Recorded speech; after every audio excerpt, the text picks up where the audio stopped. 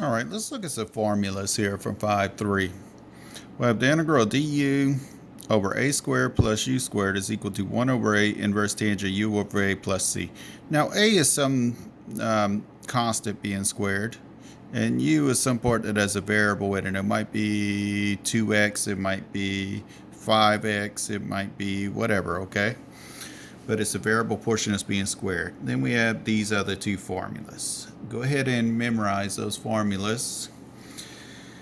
And we're going to work a couple of examples with a couple of the formulas. Let's suppose that we have this integral right here, okay?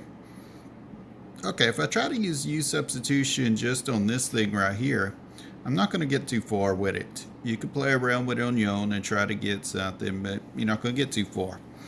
So what I notice is it looks almost like this formula right here, okay? And notice we have our dx up top. That's fine, there's a different variable right there, du. But we have the square root of a constant squared minus some part that is a variable squared. Now, yeah, it's not written exactly in that form, but we can rewrite it. Let's do so. So we have the integral of du over the square root of, let me call this 3 squared minus, and then I want this whole portion right here squared. So I'm going to call that 2x squared.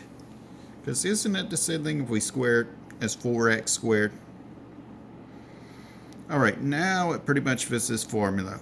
We have, I don't know why I call that du, that should be dx for now. That should be dx for now. Change that to dx.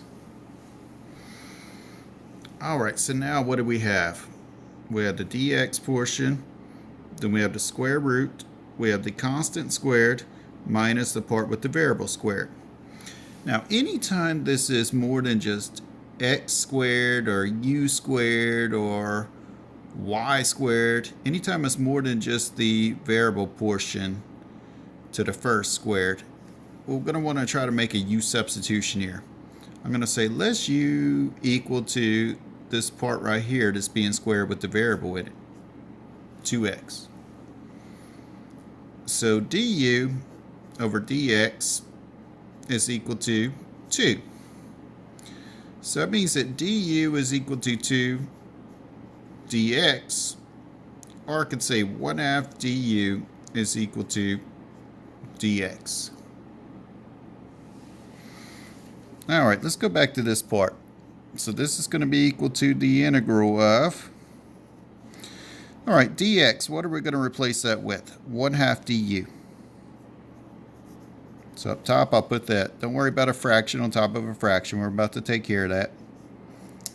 Then we're going to have the square root of 3 squared minus, we called this part u squared. Alright, let's take that 1/2, pull it to the front of the integral sign. Then we have the integral of du over the square root of 3 squared minus u squared. Now look at this formula here. We have du, we have square root of some constant squared minus just the variable itself squared.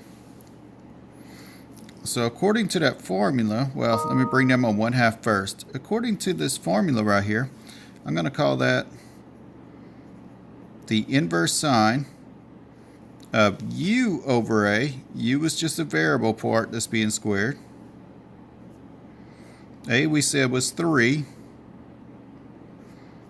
plus my constant c. Well, let's back substitute. We get 1/2 times the inverse sine. If I back substitute, u is actually 2x, and then we have over 3 plus c. Alright, let's do part B. We'll have to do it on another sheet here. And if I go ahead and work part B. Part B, let me put here. And let's say that part B is the integral of dx over 5 plus x squared. Now let me get the formula sheet back out here. So if I look at the formula sheet, this ends up looking kind of like this case right here.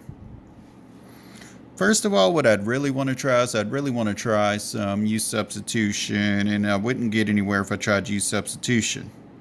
So let me say, okay, does it look like a formula? Yeah, it looks kind of like this one.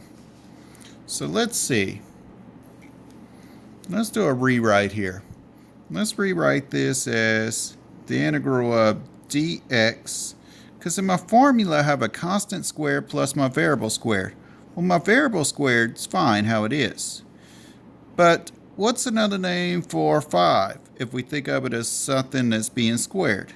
Couldn't I say that's really the square root of 5 squared?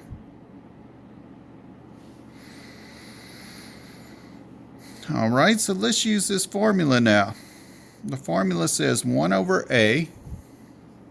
So 1 over this constant part that's being squared, which is the square root of 5, times the inverse or arctangent of u over a. So the variable part that's being squared is x in this case, over a, which is square root of 5, plus my arbitrary constant c.